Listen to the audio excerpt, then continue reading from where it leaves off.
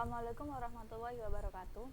Saya Iqratul Ayuni mau menjelaskan tentang pengembangan jasa baru. Nah, pengembangan jasa baru ini adalah suatu aktivitas yang sangat penting dalam setiap perusahaan. Tidak hanya pada perusahaan publikasi, tetapi juga pada perusahaan jasa. Inovasi tidak hanya merupakan suatu proses penciptaan sesuatu yang baru, tetapi juga merupakan produk aktual atau outcome, hasil. Bagi suatu jasa, outcome bukan berarti merupakan suatu hasil output, melainkan modifikasi dari pelayanan yang sudah ada.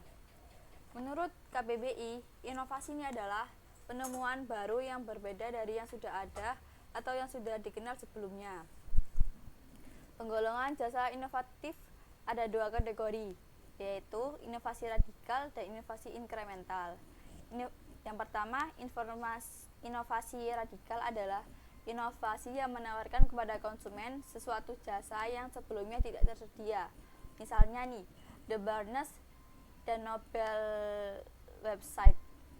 Yang kedua, inovasi inkremental adalah menawarkan sesuatu perubahan jasa dari sesuatu yang sudah ada. Improvement, misalnya menawarkan tambahan playskop pada restoran saji. Oke teman-teman, aku akan melanjutkan slide selanjutnya tentang unsur-unsur rancangan jasa. Di sini secara strategis dalam bentuk 8 dimensi yang dikelompokkan menjadi dua bagian, yaitu yang pertama di bidang struktural itu nanti akan meliputi 4 elemen. Yang kedua tentang di bidang manajerial itu juga nanti akan ada 4 elemen. Oke, yang selanjutnya penerapan elemen struktural maupun elemen manajerial ini mengambil contoh konsep rumah sakit di Toronto, Kanada, yaitu Soldiers Hospital. Yang pertama, sistem penyampaian atau delivery system. Konsep di rumah sakit ini dalam menangani pasien yaitu melibatkan pasien, yang artinya melibatkan dalam semua aspek dalam kegiatan sederhana, misalnya membersihkan segala sesuatu untuk kepentingan operasi, misalnya mencukur rambut, berjalan sendiri ke tempat meja kerja tanpa dibantu perawat. Itu juga akan membantu memulihkan kesehatan mereka. Yang kedua ada rancangan fasilitas, yaitu di seluruh fasilitas dirancang sedemikian rupa sehingga dalam 4 hari si pasien sudah sembuh. Seperti fasilitas itu ada seperti TV, telepon, dan lain-lain yang diperlukan oleh pasien. Yang ketiga adalah lokasi. Lokasi rumah sakit ini di kota besar metropolitan Toronto, Kanada tadi yang saya sebutkan tadi, yaitu di daerah mana terdapat masyarakat metropolitan dengan udara yang bersih, yang memungkinkan lokasi rumah sakit ini disukai oleh banyak pasien. Jadi pasien itu enggak jenuh di rumah sakit yang sekiranya bersih dan kualitasnya terjamin. Yang keempat ada perencanaan kapasitas.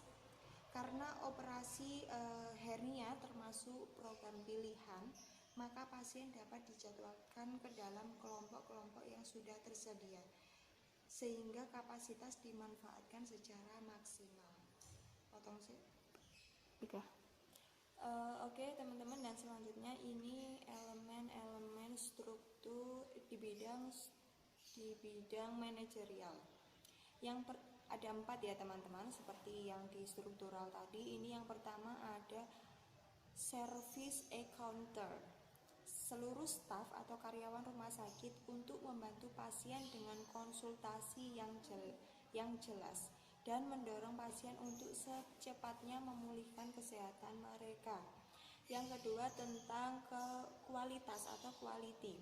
Penanganan masalah kualitas yang sangat penting yang harus diperhatikan oleh setiap dokter kepada pasiennya, sehingga rumah sakit ini terkenal dalam kualitasnya karena mempunyai prestasi yang sangat tinggi dalam menangani hal yang sama.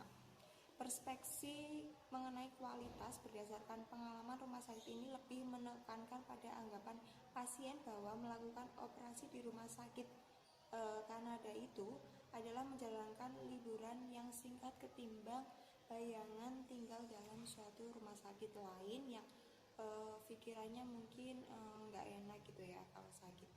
Oke, yang selanjutnya ketiga ya teman-teman, mengelola kapasitas dan permintaan atau managing capacity and demand.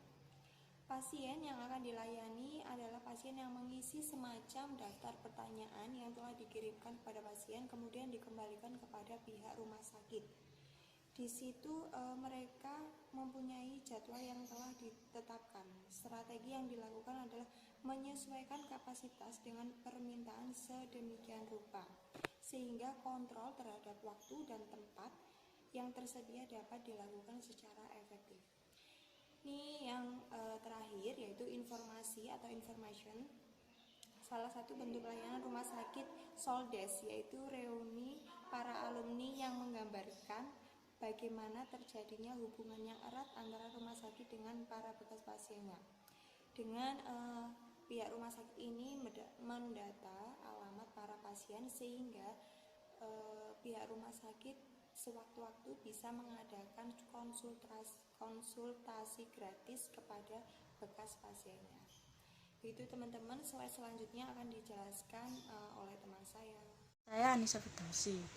Di sini saya membahas tentang tantangan-tantangan dalam mengadopsi teknologi baru pada pelayanan yang sudah ada. Pada sektor jasa, proses adalah produk karena konsumen berpartisipasi langsung dalam pelayanan yang diberikan. Oleh karena itu, keberhasilan dari penerapan inovasi teknologi, khususnya pada front office, sangat tergantung pada customer acceptance.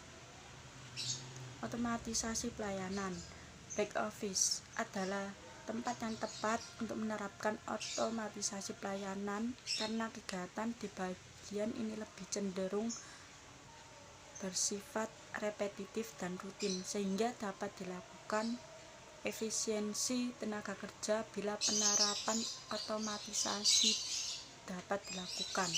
Contohnya adalah mesin penjawab otomatis dan mesin penyiram otomatis. Saya Amita Nur Falahia mau menjelaskan tentang manajemen proses adopsi teknologi baru. Ada 10 langkah yang harus dilakukan untuk manajemen proses adopsi teknologi baru. Yang pertama adalah pendidikan dan orientasi. Yang kedua, analisis kemungkinan dalam teknologi baru. Yang ketiga, analisis kebutuhan. Yang keempat, identifikasi spesifikasi fungsional. Yang kelima, identifikasi spesifikasi desain. Yang keenam, perencanaan implementasi. Yang ketujuh, pemilihan alat dan pembuatan komitmen atau kontrak pembelian alat. Yang ke-8 implementasi, yang ke-9 pengetesan teknologi, dan yang ke-10 analisis akhir. Selanjutnya adalah pendekatan umum pada desain sistem pelayanan. Di pendekatan umum pada desain sistem pelayanan ada pendekatan pertama ada pendekatan production line, yang kedua pendekatan konsumen sebagai CU producer, yang ketiga pendekatan kontak konsumen.